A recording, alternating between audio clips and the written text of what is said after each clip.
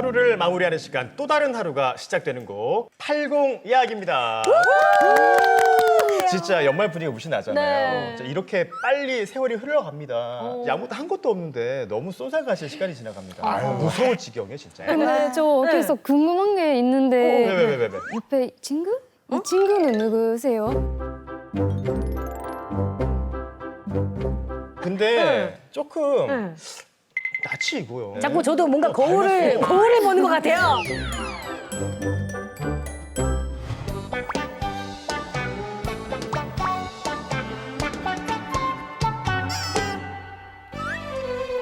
이렇게도 붕어빵 같지 않아요?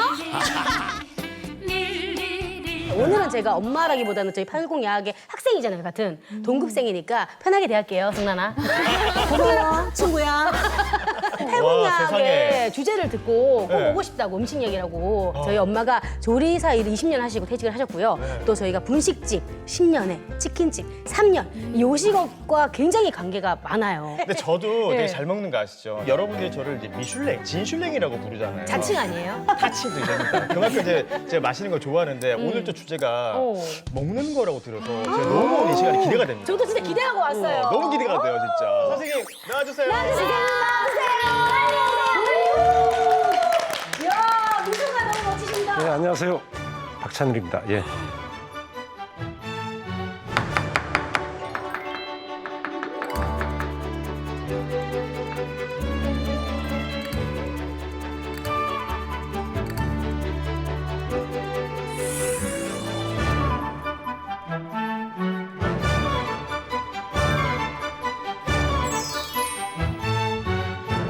성공한 스타 셰프신데 거기다가 오래된 식당을 찾아다니면서 그 노포의 맛과 역사를 또 글로 기록하셨더라고요. 그래서 예, 이제- 책을 내셨는데 전부 다 베스트셀러가 되셨습니다.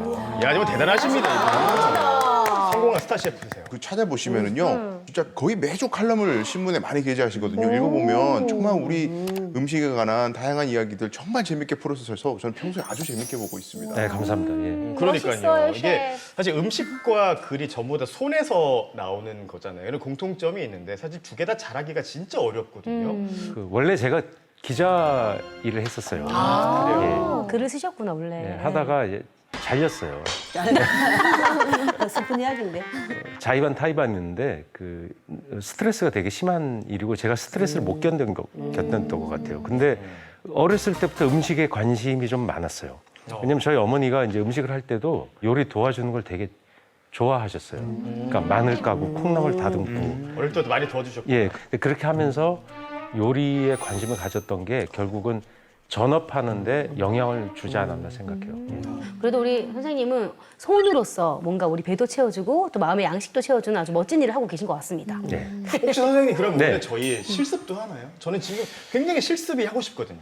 만들어 보고 싶어요. 진짜 요리를 해서 먹고 싶어요. 원래 그 실과 시간에 옛날에 실습 다 했잖아요. 네. 토스트도 하고 네. 뭐 카레라이스도 하고 그랬는데 그렇죠. 오늘 실습은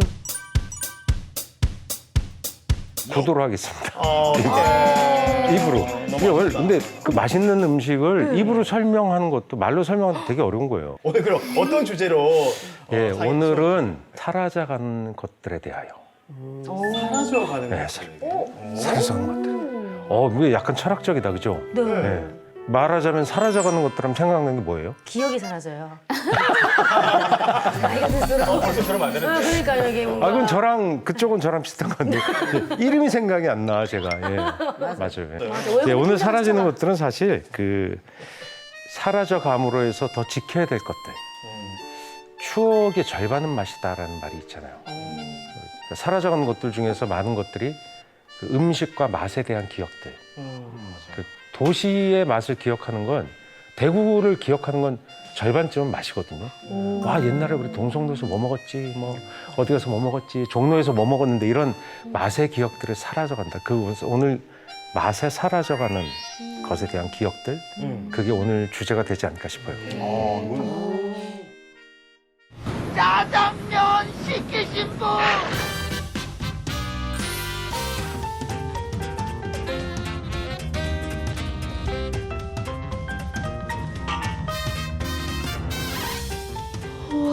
튀기네 얘. 집 병장 먹어본 빵 중에 제일 프로 만납니다.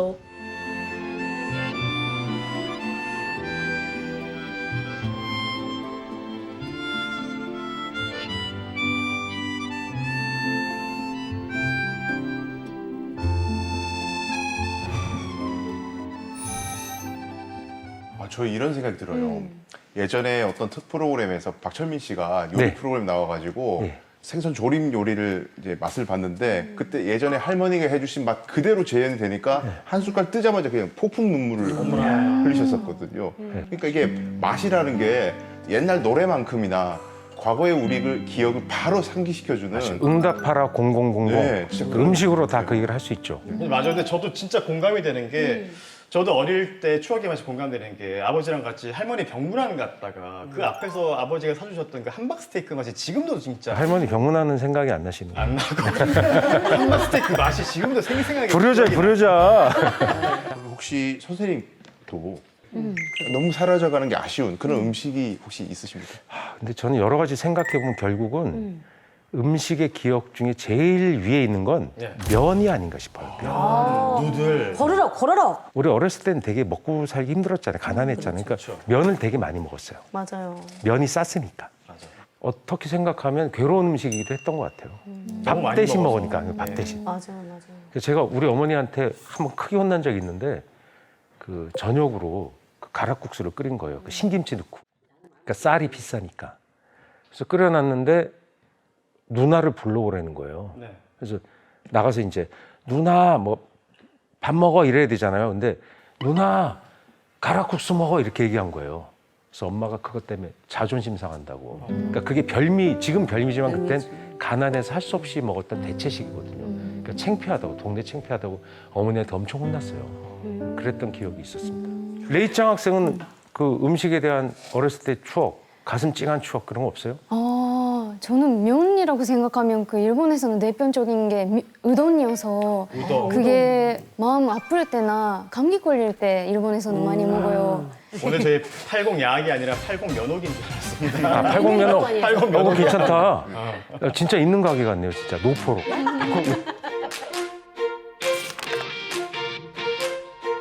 그러면 면이 언제 우리의 삶에 이렇게 자리 잡게 됐을까요? 제가 태어날 때부터 있었던 것 같은데요. 그건 당연하죠. 네. 근데 면이 우리나라 사람들이 원래 면을 엄청 좋아했어요. 네. 그러니까 심지어 선주, 후면 이런 사자성어도 있잖아요. 먼저 술을 마시고 면을 먹는다. 그러니까 면을 근데 아무나 먹을 수가 없었어요. 왜요? 막국수란 말 아세요? 네. 그러니까 메밀로 만든 산에서 막 이렇게 척박한 데서 기른 메밀로 만든 국수를 막국수라고 하잖아요.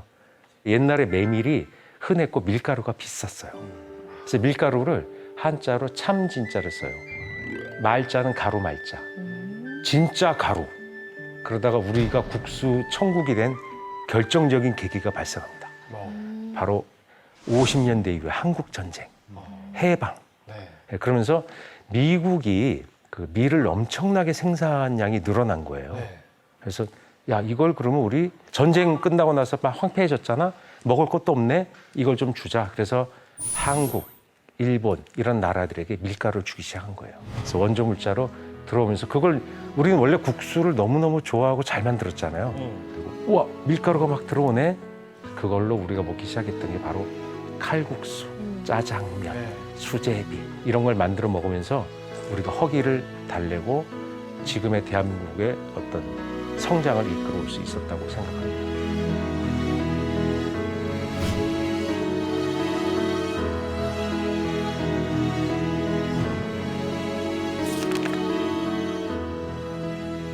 근데 저는 아무래도 이제 면 요리하면은 짜장면이 제일 먼저 떠오르거든요.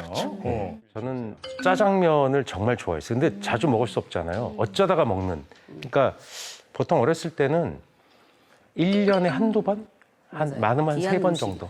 예. 그거는 제가 짜장면 이야기를 나오니까 하는 말인데 제가 어릴 때 저 대신동 그 지금 큰 시장인데요. 그때 가면은 그 부위에 정말로 있는 사람들만 자랑으로 사면 일부러 짜장을 갖다가 사 먹고 나서 안 지우고 일부러 동네 친구들한테 자랑하고 자랑을 싶었어요. 일부러 자랑을. 예. 부위 사서 이거 짜장을 먹었다는 그 자랑.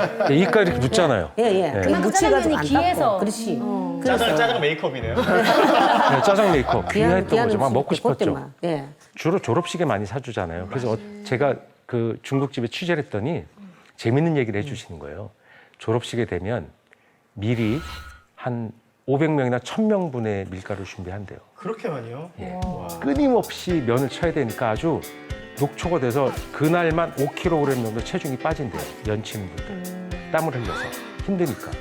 근데 너무 재밌는 게 한꺼번에 너무 많은 사람들이 몰려오잖아요. 신발이 다 바뀌는 거예요. 왜냐면 학생들이니까 학생화가 똑같이 생겼잖아요. 까만색 학생화. 근데 비슷비슷하니까 자기 신발을 못 찾아요. 아무거나 신고 가는 거예요. 그래서 신발이 바뀌는 날이 졸업식 날이었대요. 너무 많이 몰리니까. 예, 너무 많이 중국집으로. 몰리니까 자기 신발을 못 찾는 거예요. 예, 그랬던 아주 그 재밌는 이야기들이 되게 많습니다. 자, 한국인에게 짜장면은 정말 때려야 뗄 수 없는 음식인데 혹시 레이짱도 일본에 있을 때 짜장면이 뭔지 알았어요? 존재가 있었어요? 아니요, 일본에는 짜장면 없어요. 없어요? 아예 몰랐어요, 존재를. 한국 와서 처음 알았던 거예요? 네, 맞아요. 그리고 저 한국에서 그 감자전을 먹어봤는데 처음 먹어봤을 때 소스랑 면이 타러 와서 그걸 한국 분들 앞에서 찍어서 먹으니까 엄청 욕을 먹었어요. 메밀소바처럼 이렇게 찍어서. 왜 그랬어? 예, 짜장면을 가지고 전 국민이 추억을 얘기하면 네. 밤새야 돼 저희 오늘. 8만 대장경을 만들어요. 짜장면을 언제 그러면 만들어진 거예요? 대개 70년대에 한국인 분들이 그 시장에 들어왔지 60년대까지만 해도 거의 화교들의 독점 시장이었어요. 그래서 1882년 이모골라인 나고 처음 중국인들이 들어온 게 1884년. 중국인들이 들어오면 당연히 먹는 것도 가지고 오겠죠. 그리고 점점점 중국인들이 많이 오게 되니까 그분들에게 팔기 위해서 음식 가게가 생기는 거예요. 노점이나 그때 아마도 짜장면 가게가 생기지 않았을까? 그래서 짜장면의 시작점을 1800년대 후반으로 보고 있습니다. 짜장면이 처음 시작된 곳은 그럼 어딜까요? 저 알아요. 예, 인천입니다. 바로 인천에 시작됐습니다. 차이나타운이 예, 그 후에 화교분들이 와서 전국에 퍼질 때 주요 도시인 대구에도 아주 훌륭한 집들이 생겨나기 시작했죠. 에리드 한번 보시죠. 예. 와. 흑백 사진이네요. 자, 저기 왼쪽에 보면 한자로 돼 있는데 거꾸로 읽어야 되죠. 군방각이라는 대구 최고의 중국 요리집이었어요. 네. 거기서 이제 잔치를 하고 한복 입은 거 보니까 이렇게 잔치하고 그 사진을 찍으신 기념 사진 같습니다. 군방각은 주로 명망 있는 집이나 부자분들 결혼식 하거나 회갑년하고 또 정치인들이 거기서 밀담을 해요. 이렇게 방을 회담도 하시고. 네, 방을 빌려놓고 밀담하고 뭐 그러던 장소로 되게 고급 요리집이었지 우리가 생각하는 그런 중국집은 아니었습니다. 그럼 그때 거기서 팔았던 짜장면 값은 엄청 비쌌었겠네요. 예, 비쌌어요. 왜냐하면 짜장면이 귀한 음식이고 그리고 되게 짜장면만 잘 팔지 않았어요. 요리의 끝에 나오는 음식. 그러다가 점차 대중화되면서 짜장면 한 그릇도 팔게 되었던 거죠. 그러면 이제 짜장면이 대중들과 이렇게 가까워지게 된 건 언제부터 특별한 계기가 있었나요? 드디어 우리가 경제가 성장하고 밀가루의 수입이 많아지면서 누구나 짜장면을 먹을 수 있는 시대가 도래하게 되는 거죠. 그때가 70년대 중후반부터 가격이 싸지고 특히 이제 화교분들이 점점 중국 요리집을 안 하게 됩니다. 왜냐하면 대만으로 가거나 외국으로 이민을 가게 되면서 한국인들이 드디어 그 기술을 배워서 중국집을 열기 시작해요. 그러면서 누구나 다 짜장면을 많이 접하게 됐죠.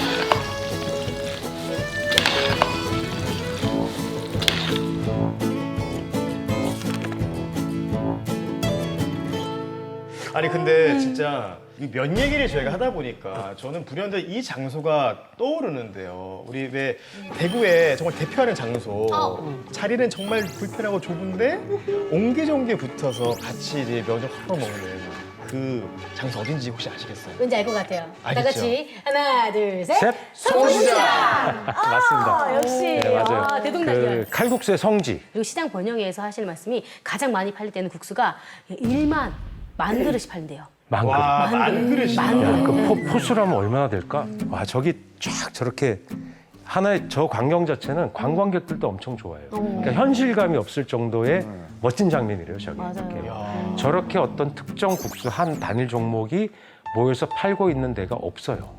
아주 드물어요. 진짜 대구 사람으로서 어떤 자부심을 가져도 되겠네요. 아, 충분히. 물론입니다. 저 그림 하나만으로도 네. 충분히 역사적인 어떤 가치가 있다. 저는 그렇게 생각합니다. 저는 아직도 서문시장만큼 칼국수를 맛있게 하는 데를 찾지를 못했어요. 저는 제가 정말 제 기준에서 제 입맛 기준에선 전국 1등입니다. 서문시장 칼국수가. 저도 같은 생각입니다. 너무 맛있어요. 너무 맛있어요. 그 특유의 소문시장의 그 국수는 깨소금과 참기름 맛이거든요. 양념장 딴 거는 들어간 거 없어요. 진짜 부추 몇 개만 들어가는 거지. 진짜로 정말 우리가 좋아하는 서민들의 진짜 가성비도 약하고 정말 돈이 싸기 때문에 진짜 편한 곳이라고 생각하거든요. 어떤 데는 풋고추, 풋고추를 산더미처럼 쌓아놓고 마음껏 먹게 해주시는 데가 있고요. 또 그걸 마음껏 안 먹게 해주시는 데가 있고. 그거 원래 다 쌓아놓는 거 아니었어요? 근데 그렇게 테이블 위에 이렇게 쌓아져 이만큼 올려놓는 거. 있잖아요. 그걸 이제 나눠주시는 분이 있고 마음대로 그냥 가져가서 먹을 수가 있는데 그거 좀 차이가 있더라고요. 근데 국수집이 워낙 많으니까 진짜 골라 먹는 그런 재미가 있고요. 굉장히 정이 많고 뭐 진한 얘기도 하고 뭔가 진짜 사람 사는 냄새가 나는 공간에서 먹으니까 더 그 맛이 또 진하게 느껴지는 게 아닌가. 예, 대구 하면 칼국수 유명하잖아요. 유명하죠. 예, 그 면이 유명하게 된 이유를 많이 유추를 해봐요. 학자분들이나 기자분들이 추측을 해봤는데 미국에서 이제 밀가루가 원조 물자로 오게 될 거 아니에요. 그러면 부산항에서 불이잖아요. 부산 대구 가깝죠. 대구에 그리고 굉장히 많은 인구가 피난와서 살았어요. 원래 대구는 또 대도시였고 인구도 많았어요. 그러니까 그 많은 사람들이 먹을 쌀이 없잖아요. 그래서 국수 가게가 번성하기 시작한 거예요. 밀가루가 또 많이 풀리고. 그러다 보니까 대구의 날씨와 또 잘 맞아요. 분지고 좀 덥고 그렇잖아요.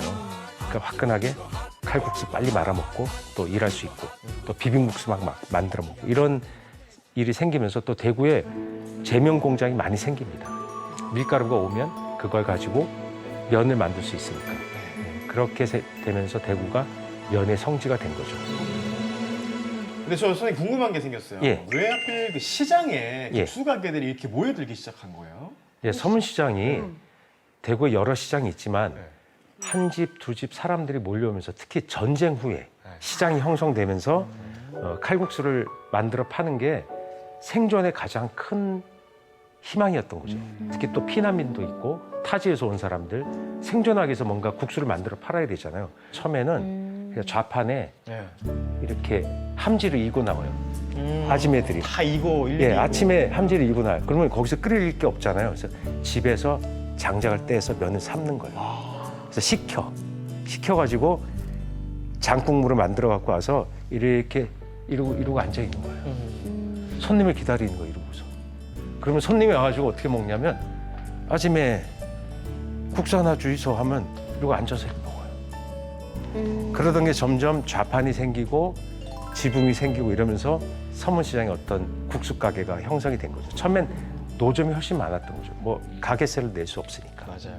그것은 경제적인 이유고 두 번째로는 거기에 가면 정을 느끼는 거죠. 맞아요. 네, 덤도 있고 진짜 그것 어머니도 같아요. 기억나고 마치 어머니의 손맛 같은 그런 칼국수. 실제로 어머니가 요리 학교를 다녔겠어요? 자격증이 있겠어요?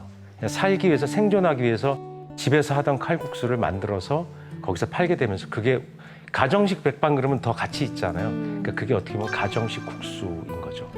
그래서 근데 그런 공간 자체가 그분들이 겪어오면서 굉장히 긴 시간의 고통들이 거기다 담겨 있어요. 그걸 통해 가지고 가족들을 먹여 살리고 또 생계를 하고 그런 오랜 세월의 기억들이 거기 또 있어서 그분들이 갖고 있는 고통에서 또 피어나는 하나의 어떤 기쁨이라고도 생각이 듭니다.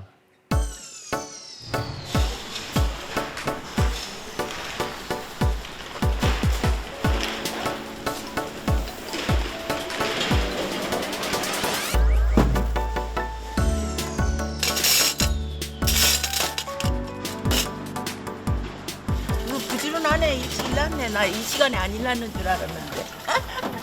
선무시장에서 내가 장사를 30년을 냉기했어. 40년 가까이 시장에 생활했어. 30년 넘었어. 50년 우리 아저씨가 교통사고 났었어. 그래가지고 이제 아들은 공부를 시켜야 되고 그래가지고 이제 이래 하게 됐지. 나 처음에 노점인가 무엇인가도 몰랐다. 그런 식으로 한 평생 보냈어. 그러니까 또 춥다 하다가 겨울 넘어가 보고 덥다 하다가 또 가을 되어보고 하여튼 세월이 그런 식으로 계속 되는 거라.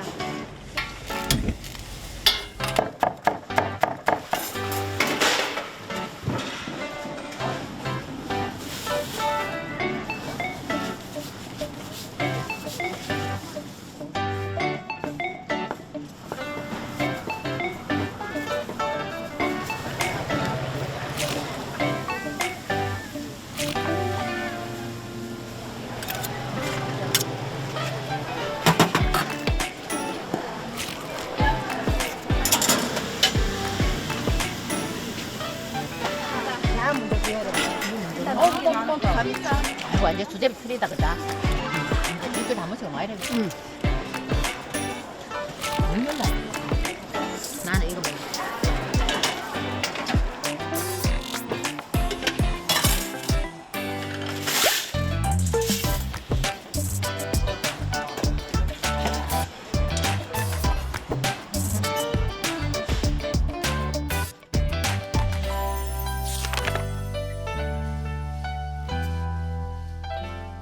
그러니까 이 모든 이 추억 뒤에는 참 많은 사람들의 노고와 수고가 있는데 국수라든지 라면이라든지 이런 걸 너무 간단하게 생각하지만 사실 이제 시장에서 이렇게 파시는 분들의 노동량이 엄청나잖아요. 손으로 치대고 이런 노동이.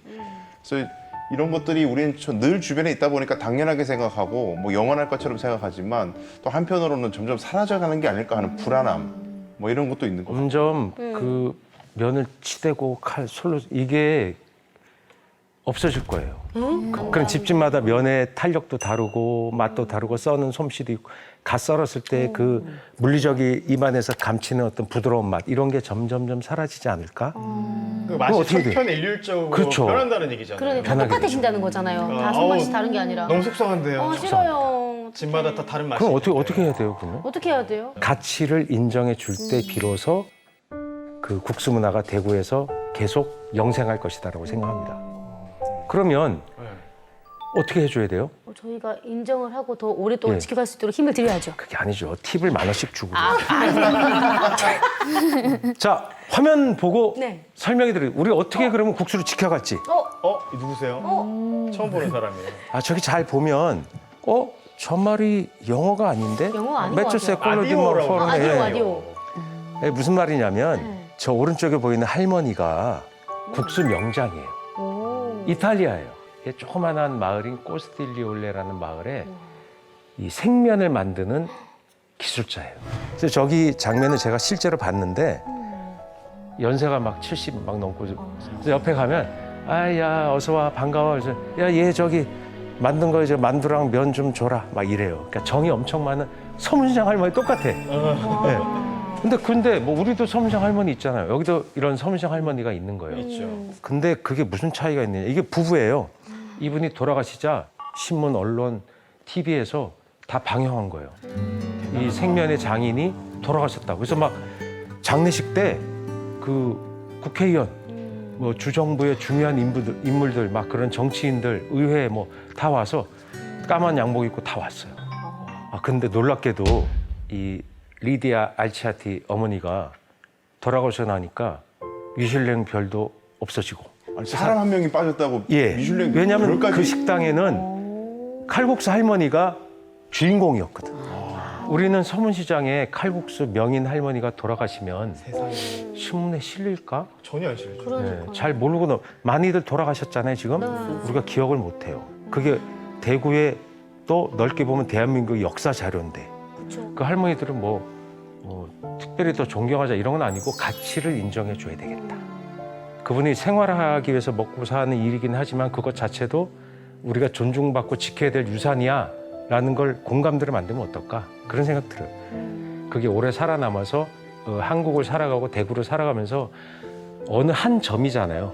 그 점으로 존재하는 우리가 의외로 굉장히 가치 있는 일을 하고 있다는 자부심을 들게 만드는 요인이 아닌가 그렇게 생각이 듭니다.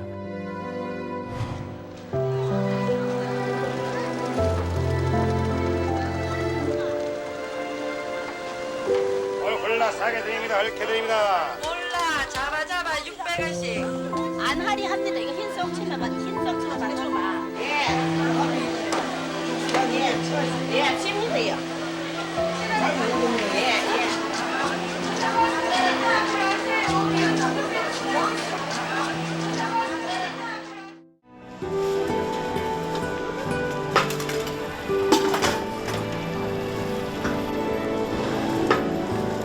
이래가 끓이면 내 스스로도 아예 멋지다 이렇게 생각해요. 평소에도 한 번씩 되게 뿌듯해하면서 그렇게 해요. 춥은 또 추운 대로 또 느끼면서 또 계절을 느끼면서 살아봐. 그러면 재밌어. 장사에 보람을 느끼고 내가 이 장사해가지고 자식을 다 키아가 다 출가를 시켜가 손주까지 봤다. 얼마나 즐겁노, 그지?